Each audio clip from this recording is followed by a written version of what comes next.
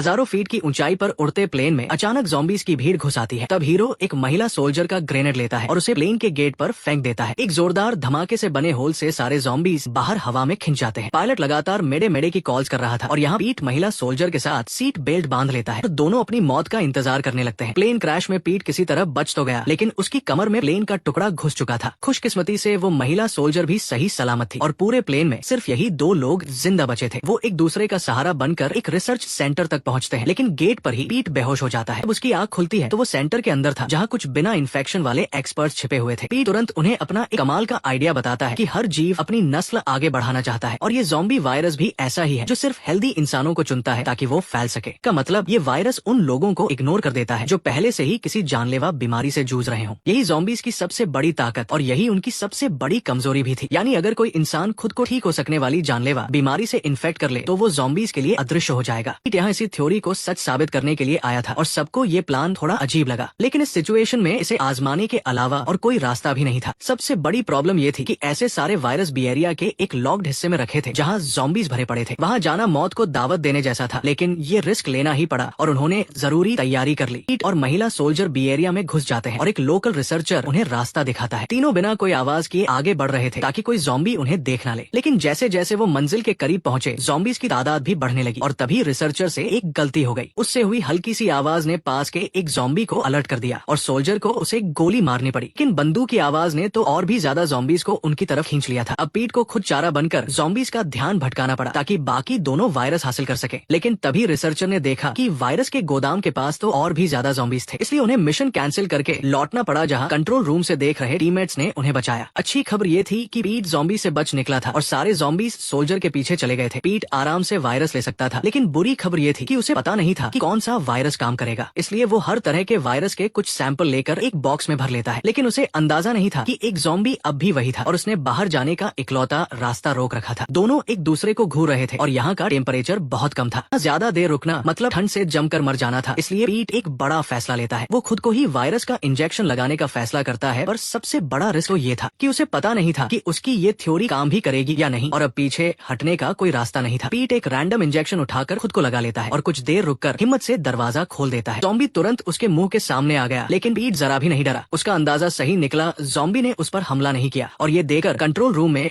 बैठे साथी खुशी से रो पड़े। इसका मतलब था कि आखिरकार उन्हें ज़ॉम्बी से लड़ने का एक सॉलिड तरीका मिल गया था। पीट अब एकदम रिलैक्स था और उसने एक पुरानी कोल्ड ड्रिंक की बोतल पीकर जोर से आवाज की, इससे सारे ज़ॉम्बीज़ उसकी तरफ आ गए और वो उनके झुंड के बीच से ऐसे चला गया जैसे वो वहाँ थे ही नहीं। वापस सेफ जोन में पहुंचते ही टीम ने उसे तुरंत उस वायरस का एंटीडोट लगा दिया। इसके बाद ये जानकारी पूरी दुनिया में फैलाई गई और सबने